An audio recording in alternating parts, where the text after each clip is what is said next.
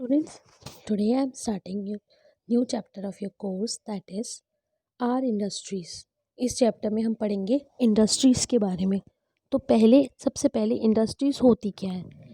Industries वो places होती हैं जहाँ पर कोई चीज़, कोई भी प्रोडक्ट मैन्युफैक्चर होता मतलब बनता है, उसको निर्मित किया जाता है। कोई ऐसी प्लेस जहाँ पे कोई भी प्रोडक्ट बनाया जाता है वो इंडस्ट्री कहलाता है। ठीक है, तो इस चैप्टर में हम पढ़ेंगे इंडस्ट्रीज़ क्या होती हैं, फिर किस टाइप की इंडस्ट्रीज़ होती हैं और इंडिया में कौन कौन सी इंडस्ट्रीज़ हैं। So let's start. We get many things from nature. Many of these things are resource as they are called, can be used in their natural form but some cannot. हम nature से बहुत सारी चीज़ें पाते हैं, पर कई कई चीज़ें तो हम लोग जैसी नेचर में होती हैं वैसे ही यूज़ कर लेते हैं, पर कई कई चीज़ों को हमें रॉ फॉर्म में होती है, उनको दूसरी चीज़ में डेवलप करना पड़ता है। ठीक है, now let us see, can we use wood, wool, cotton and iron ore in the form of nature given to us. अब जैसे आयरन है, वुड है, कोल है, कॉटन है, इनको हम क्या ऐसी और ओरिजिनल फॉर्म में यूज़ कर सकते हैं जैसे नेचर ने हमें दिया? No, we can not. To able to use them, we need to change them to finished products such as furniture, wool or woolen garments, cotton garments and iron goods. मतलब अगर हम चाहते हैं इनको यूज़ करना तो हमें इनके प्रोडक्ट्स बनाने पड़ेंगे, फिनिश्ड प्रोडक्ट्स क्या हो गए? कॉटन का हो गया कॉटन गारमेंट्स मतलब कॉटन के कपड़े, वूल का हो गया वुलन कपड़े, और वुड का क्या हो गया? फर्नीचर। तो इस तरीके की चीज़ को हमें वुड्स और ये सब नेचर में अवेलेबल चीज़ों को हमें दूसरी फॉर्म में चेंज करना पड़ेगा, फिनिश प्रोडक्ट्स में चेंज करना पड़ेगा। This process of changing resources into finish products is carried out industries. यही प्रोसेस मतलब रिसोर्सेज को फिनिश प्रोडक्ट्स में बना चेंज करना, जिसको हम हैंडी तरीके से यूज़ कर सके, ये चीज़ जो होती है इंडस्ट्री में होती है। Industries, now industries can be categorize into 3 groups. इंडस्ट्रीज़ को 3 पार्ट्स में बांटा गया है, मतलब 3 तरीके की इंडस्ट्रीज़ होती हैं। पहली होती है कॉटेज इंडस्ट्रीज़ मतलब बहुत ही छोटी industry. These are very small manufacturing units normally run from one home. मतलब एक घर में ही जो इंडस्ट्री चल रही है, जैसे कई लोग अचार का बिजनेस कर लेते हैं, या मसाले हैं, या खाना वाना बना के मतलब इधर करते हैं, तो वो उस टाइप का काम इन कॉटेज इंडस्ट्री में कहलाता है।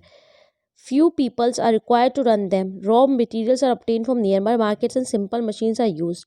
उसमें इनको रन करने के लिए कुछ ही लोगों की ज़रूरत पड़ती है। रॉ मटेरियल जो पास की मार्केट है उसमें ही मिल जाता है, और कुछ सिंपल मशीन से ये प्रोडक्ट्स तैयार भी हो जाते हैं। जैसे वीविंग ऑफ हैंडलूम्स, हैंडलूम को वीव करना मतलब कपड़ा बुनना, handloom.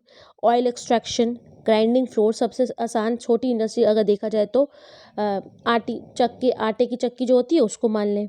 Making pickles and papads, मैंने पिकल्स और पापड़ की पहले ही बताई। पिकल्स मतलब अचार। Toys are some of the popular cottage industries. अब ये टॉयज भी छोटे छोटे इंडस्ट्रीज, जैसे सॉफ्ट टॉयज़ की भी लोग घरों में इंडस्ट्री लगा लेते हैं। तो जो एक स्मॉल से स्केल पे इंडस्ट्री हो, बहुत ही स्मॉल हो, एक घर की बराबर की जगह पे, और बहुत ही थोड़े लोग चला ले, तो वो इंडस्ट्रीज़ कौन सी होती हैं? Cottage industries. अब बढ़ते हम लोग स्मॉल स्केल इंडस्ट्रीज़ की तरफ। These are run with the help of few workers and machines. इसमें थोड़े से ज़्यादा वर्कर चाहिए होते हैं हमें, और मशीन चाहिए होती हैं। सच फैक्ट्रीज और industries use simple machinery to make things such as utensils, soaps, biscuits, readymade garments and plastic items. इनमें थोड़ी थोड़ी नई तरीके की मशीन चाहिए होती हैं, और इन क्या बनाने के लिए घर पे मतलब एक थोड़ी बड़ी प्लेस होती है जहाँ क्या बनते हैं, यहाँ पे यूटेंसिल्स बनते हैं, मतलब बर्तन, सोप, बिस्किट और readymade garments. They do not employ a large number of people, मतलब बहुत ज़्यादा लोग नहीं लगाते हैं, यहाँ पर भी कम लोग लगाते हैं, पर कॉटेज इंडस्ट्री से ज़्यादा होते हैं, और प्लेस भी बड़ी होती है, और प्रोडक्ट्स भी कॉटेज इंडस्ट्री से ज़्यादा स्केल पे मैन्युफैक्चर होते हैं। फिर आती है हमारी large scale industries. Large scale industries का मतलब ही लार्ज वही होता है कि बहुत बड़ा। These employ huge machines and specialized staff to run them. यहाँ पर बड़ी बड़ी मशीनें लगती हैं और स्पेशलाइज स्टाफ लगता है काम करने के लिए। Large scale industries includes iron steel plants, iron steel की इंडस्ट्री, टेक्सटाइल मतलब कपड़े की, क्लॉथ मिल्स, ऑयल रिफाइनरीज, और ऑयल रिफाइनरी जैसे मथुरा में है, उस तरीके से ऑयल रिफाइनरीज, केमिकल और ऑटोमोबाइल इंडस्ट्रीज जहाँ पे कारें वगैरह बनती हैं या केमिकल्स बनते हैं, तो ये सब आते हैं हमारे लार्ज स्केल इंडस्ट्रीज़ में। Large scale industries are situated near places where raw material available. हाँ, एक बहुत इंपॉर्टेंट बात है, जो लार्ज स्केल इंडस्ट्रीज होती हैं वो वहाँ पर सिचुएटेड होती हैं जहाँ पर उनका रॉ मटेरियल मिलेगा। मतलब जहाँ पर वो रॉ मटेरियल जिसकी वो इंडस्ट्री लगी है, जहाँ ईजिली अवेलेबल हो जाएगा, वहाँ पर इंडस्ट होती है सेटअप। ऐसा क्यों होता है? वो इसलिए होता है कि जिससे हम आराम से रॉ मटेरियल मिल जाए और हमें ट्रांसपोर्टेशन चार्जेस ना देने पड़े उसको वहाँ से लाने के लिए, इसलिए ऐसा किया जाता है। और वहाँ पर सस्ती लेबर भी मिल जाती है और वाटर एक्सेस भी अच्छे खासे हो जाता है, मशीनरी भी ईजिली अवेलेबल हो। तो लार्ज स्केल इंडस्ट्रीज़ ये सब पॉइंट्स देख के ही सेटअप की जाती हैं। ठीक है, अब हमारा नेक्स्ट टॉपिक है इंपॉर्टेंट इंडस्ट्रीज़ ऑफ इंडिया। मतलब इंडिया में कौन कौन सी इंडस्ट्रीज़ हैं, कौन कौन सी इंपॉर्टेंट इंडस्ट्रीज़ हैं जो हमारी इंडिया में है। सबसे पहली आती है iron and steel industry, are source of raw material for many other industries. सबसे इंपॉर्टेंट इंडस्ट्री है इंडिया में आयरन एंड स्टील। क्यों? क्योंकि यहाँ से और भी इंडस्ट्रीज़ के लिए रॉ मटेरियल अवेलेबल होता है। These industries require heavy investments in terms of money. In industries में बहुत ज़्यादा पैसा लगाना पड़ता है, इन्वेस्टमेंट बहुत ज़्यादा होती है। It uses raw material such as coal, iron और एंड बॉक्साइड। यहाँ रॉ मटेरियल यूज़ होते हैं जैसे कोल है, आयरन और है, और बॉक्साइड मतलब aluminium. Most of these industries are located in और near areas that have coal and iron और माइंस। ये इंडस्ट्रीज वहीं लगी होती है मोस्टली जहाँ पर कोल की खानें और आयरन की खानें होती हैं। मेन सेंटर्स आर दुर्गापुर, वो इंडिया में कहाँ कहाँ लगी हुई हैं मेन ये इंडस्ट्रीज़? दुर्गापुर में, बोकारो में, भिलाई में, Rourkela, Salem, Bhadravati and Visakhapatnam. India is one of the world's leading producer of cotton textile. मतलब कॉटन के कपड़ा का कपड़ा यहाँ इंडिया में बहुत ज़्यादा बनता है और India one of the world's leading industry है, प्रोड्यूसर है किसका? कॉटन टेक्सटाइल का। The cotton mills are mainly located in, अब कॉटन की जो मिलें हैं, कपड़ा मिलें जो हैं, कॉटन कपड़े की मिलें, वो कहाँ पर लगी हुई हैं? मुंबई में, कोलकाता में, चेन्नई में, मदुरई में और बेंगलुरु, वाराणसी एंड पानीपत। फिर आती है हमारी सिल्क टेक्सटाइल, मतलब सिल्क का कपड़े की textile is another important industry. The silk mills are situated. अब सिल्क की मिल कहाँ लगी हुई है? कोयम्बतूर, मतलब मोस्टली साउथ में है सिल्क की मिलें। ठीक है, कोयम्बतूर, वाराणसी, कांचीपुरम, मुर्शिदाबाद एंड भागलपुर। ठीक है, वाराणसी एक यूपी में हो गया, बाकी ये साउथ की तरफ है। कोयम्बतूर भी, कांचीपुरम भी, मुर्शिदाबाद मेरे ख्याल से वेस्ट बंगाल में है, तो ये वहाँ पर है। फिर आती है woollen textile. Woollen textile mostly north की तरफ ही आती हैं क्योंकि यहीं पे ज़्यादातर ठंड पड़ती है, तो इसे नॉर्थ में ज़्यादा वुलन टेक्सटाइल्स की इंडस्ट्रीज़ है। कहाँ का लोकेटेड है नॉर्थ में? लुधियाना, पानीपत। लुधियाना हो गया पंजाब में, पानीपत हो गया हरियाणा में, अमृतसर में, श्रीनगर में, मुंबई में और जामनगर में।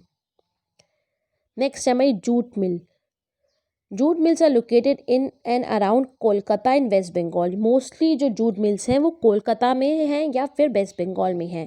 Climatic conditions are here suitable for jute cultivation. ऐसा क्यों है? क्योंकि यहाँ पर क्लाइमेट जूट बहुत ईजिली अवेलेबल है, इसलिए यहाँ पर इंडस्ट्री लगाई गई है। Moreover these crop requires a lot of water which is available in abundance.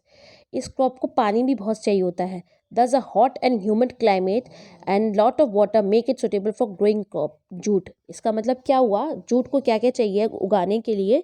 एक तो हॉट और ह्यूमिड क्लाइमेट हो, मतलब गर्म और नमी वाला क्लाइमेट हो, और बहुत सारा प्लेंटी ऑफ वाटर हो जूट को उगाने के लिए।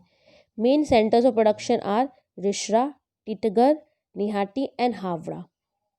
India is the second largest producer of sugar in the world. India जो है चीनी का सेकेंड लार्जेस्ट प्रोड्यूसर है पूरी दुनिया में। Sugar mills are situated. चीनी की मिलें तो इंडिया में ऑल ओवर बहुत जगह सिचुएटेड है, अपने उत्तर प्रदेश में तो बहुत सारी हैं। Sugar mills are situated in Uttar Pradesh, Maharashtra, Punjab, Bihar and Tamil Nadu because they are prime source of sugarcane. और यहाँ पर क्यों है इन यूपी में और ये सब जगहों पर क्यों? यहाँ पर क्योंकि गन्ना यहाँ पर बहुत उगाया जाता है, इसलिए। फिर आता है हमारे shipyards. Shipyards are located in Visakhapatnam, Kochi, Mumbai and Margao. Ships are build and these shipyards at these shipyard. जो शिप्स के सामान होता है, शिप जो होती है वो यहाँ पर शिपयार्ड्स पे बनती हैं। ये भी कहाँ पर सिचुएटेड मोस्टली है? ये है कोची में, विशाखापट्टनम और Marmagao. Industries that manufacture railway equipments are situated in Chittaranjan. अब रेलवे के जो सामान होता है वो कहाँ पर है इंडस्ट्रीज? चित्तरंजन, वाराणसी, जमशेदपुर, कपूरथला और Perambur and Kolkata.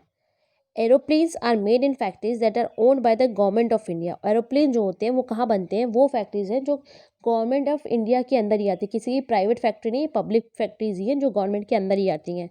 20 factories are located in Lucknow, Nashik, Hyderabad, Koraput and Bengaluru. यहीं पे हैं ये फैक्ट्रीज। ऑटोमोबाइल्स, ऑटोमोबाइल्स क्या होते हैं? व्हीकल जो हम लोग चलाते हैं, ये सब ऑटोमोबाइल्स में ही आता है। अब produce in automobile factories situated in Gurgaon. कहाँ पर है फैक्ट्रीज इनकी? गुड़गांव में है। गुड़गांव का हो गया हरियाणा में, पुणे का हो गया महाराष्ट्र में, चेन्नई हो गया तमिलनाडु में, कोलकाता वेस्ट बंगाल, नासिक फिर महाराष्ट्र में है, जमशेदपुर एंड जबलपुर, ये सब जगहों पे ऑटोमोबाइल की इंडस्ट्रीज लगी हुई हैं। यहाँ पर ऑटोमोबाइल्स बनते हैं। देन है हमारा इलेक्ट्रॉनिक गुड्स। इलेक्ट्रॉनिक गुड्स कौन से हो गए?